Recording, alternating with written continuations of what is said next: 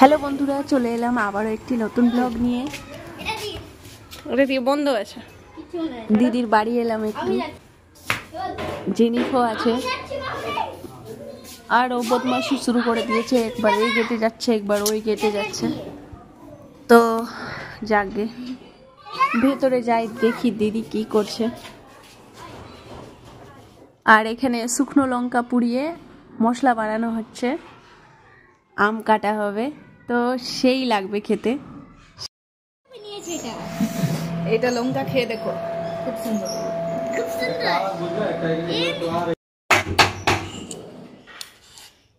আর এখানে কাজ হচ্ছে, তো খুব আওয়াজ হচ্ছিল বন্ধুরা।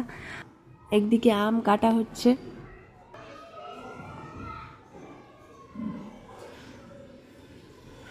হয়ে গেল রেডি আম কাটা। আর লবণটা সেই হয়েছে, শুকনো লঙ্কা আরও কি জিরের ভাজা গুঁড়ো, লবণ আরও কত কিছু দিয়েছে দিদি। আর এখানে ভাইয়াও আমাদের সাথে যোগদান দিয়ে দিয়েছে। বাড়িতে সবাই কাঁচা আম খেতে খুব ভালোবাসে। তারপর আম মাখা খেয়ে চলে এলাম বাড়ি। তারপরে গরমে সন্ধ্যাবেলায় এলাম ছাদে। এই আমি চা বানিয়ে নিয়ে চলে এলাম, আর কি সুন্দর হাওয়া, মনটা পুরো শান্তি করে দিল। এই নাও মামি। আর এর মাঝে এখানে একদম চা খাবো। জেনিফ খেলা করছে।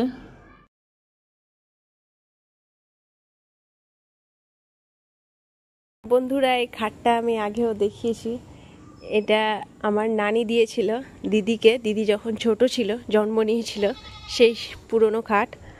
তো এখনও আমরা যত্ন করে ভালো করে রেখে দিয়েছি ছাদের রুমে। ছাদে এলে শীতের দিনে বা গরমের দিনে এলে আমরা এতে বসি। আর ওইখানে একটা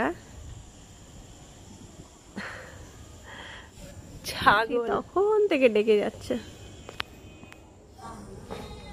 একটু নামলাম নিচে, কিছু খাবো, আর এখন খাবো।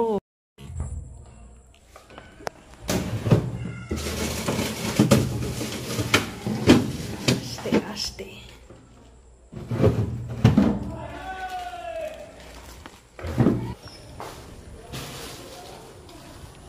লেচু খাবো, এর থেকে ভালো অপশন হতে পারে না।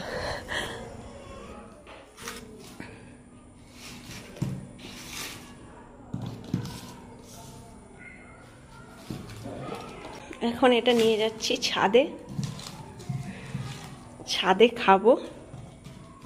ঠান্ডা বাতাস হচ্ছে, ভালো লাগবে ছাদে বসে খেতে।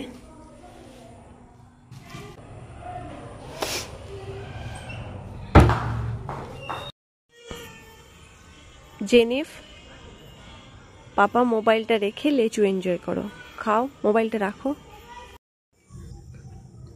আসমাদি, যদি ব্লগটা দেখছো, তোমার পাঠানো লেচু খাচ্ছি, খুব ভালো লাগছে।